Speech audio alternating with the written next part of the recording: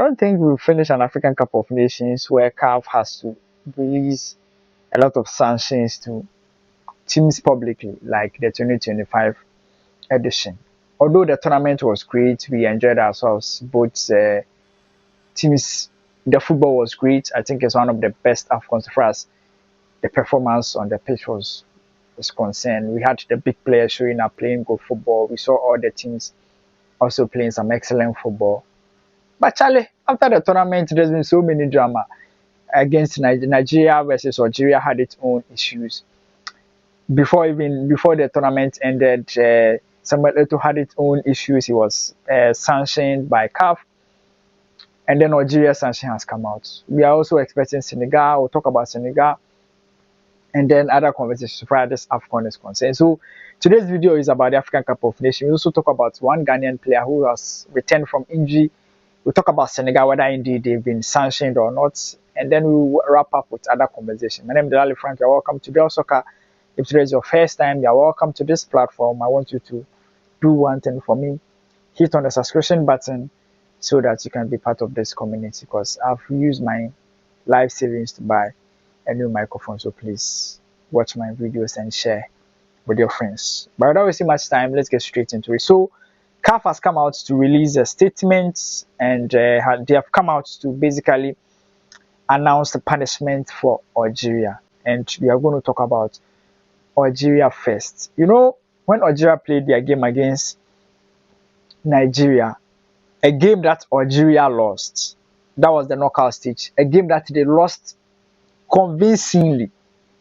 They played the entire game with, I think, one shot on target. The game ended and they wanted to beat the referee. They surrounded the referee. Like, they basically made a scene out of that game, and people didn't understand. So after that, CAF has come out with a sanction for them. They did that even before the finals, and the finals drama happened. So the sanction, let me read it. So CAF has officially sanctioned the Morocco Football Association, and also has sanctioned Lucas Zidane.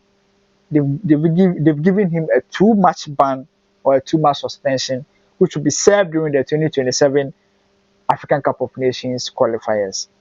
In addition, the Algerian FA has been fined $100,000 as a way of punishment. And it's simply because, according to reports, after their game against Nigeria, they attempted to assault the match officials and also took it to the dressing room.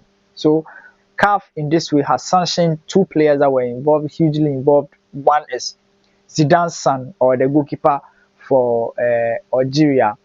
He has been sanctioned and has been banned for 2 matches, which the matches will be happening in CAF tournaments. And I think the next CAF competition will be the AFCON qualifiers, obviously, which is going to happen in the 2027 qualifiers. So Algeria has been sanctioned, and I think after that, people have, even before the Algeria sanction, there were conversations about Senegal and whether they've been sanctioned. There's reports that they banned their coach.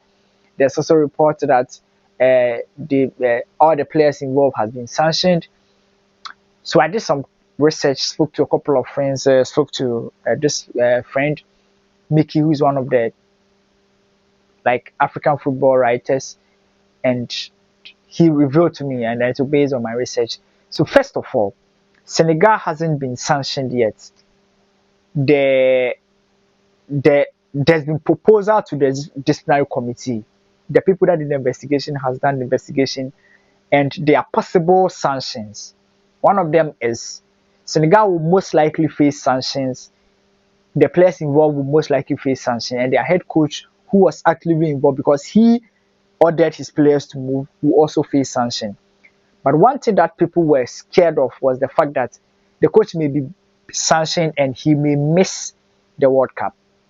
But if anything, if you are taking clue from the first sanction, which is the one involving Algeria, I think, yes, Senegal may face some sanctions and the players involved may face some sanctions, but I don't really think it would affect the World Cup.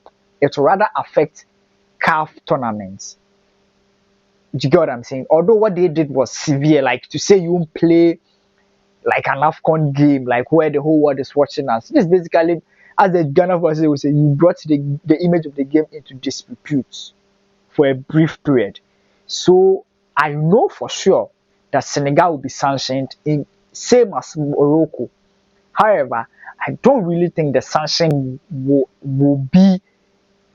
affect the World Cup. Obviously not, because at the end of the day, CAF will also want to present the best African teams. And you can't take Senegal to the World Cup and say three players from Senegal will not be playing. You are giving example. If this Algerian goalkeeper, if Zidane was given a sanction where he will not be playing the first two games of Algeria in the World Cup, come on, that's huge, you know. So I don't really think, yes, Senegal's head coach will go through, will face his sanctions, or he will probably be sanctioned by CAF, but I don't really think the sanction will take effect in the World Cup. You know, you get what I mean.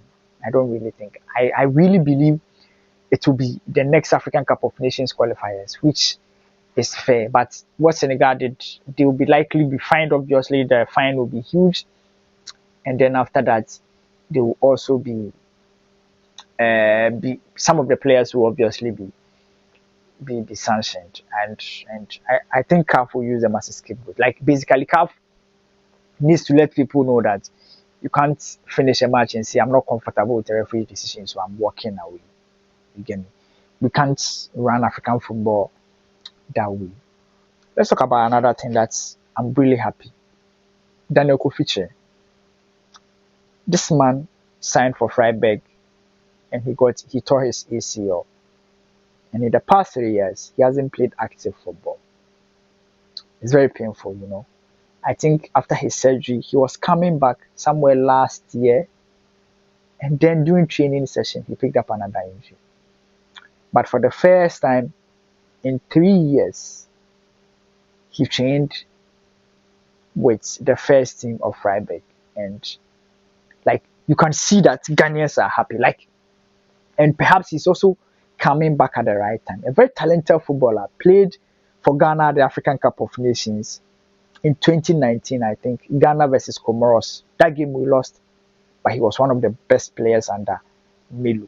He was not even getting enough playing time, but that game that he came in, come on, according in Bobo. Like, Kofi is a very talented footballer. Unfortunately, we are not really getting enough of him, and he's aging. But I'm also going to give a lot of respect and credit to Freiburg for standing by him and seeing him through this injury, because it was really a tough one. But by God's grace, he's gradually coming back, and I'm praying. I will say prayer for him, and I want you to also say a prayer for him that he will stay fit and will recover at the right time. Because when it comes to creativity in the midfield, we really miss Kofi. Like, we need his qualities in the midfield. Because apart from Thomas Partey, as of now, we don't really have somebody who can progress the ball that much. So we are hoping that Kofi will be fit and will continue. But that's all for today. We talked about Algeria being sanctioned by CAF, and then we talk about Senegal, whether they've been sanctioned or not. They haven't been sanctioned yet. And then we talked about Daniel Kofi. My name is Lali Frank. Until we meet again. Bye bye for now.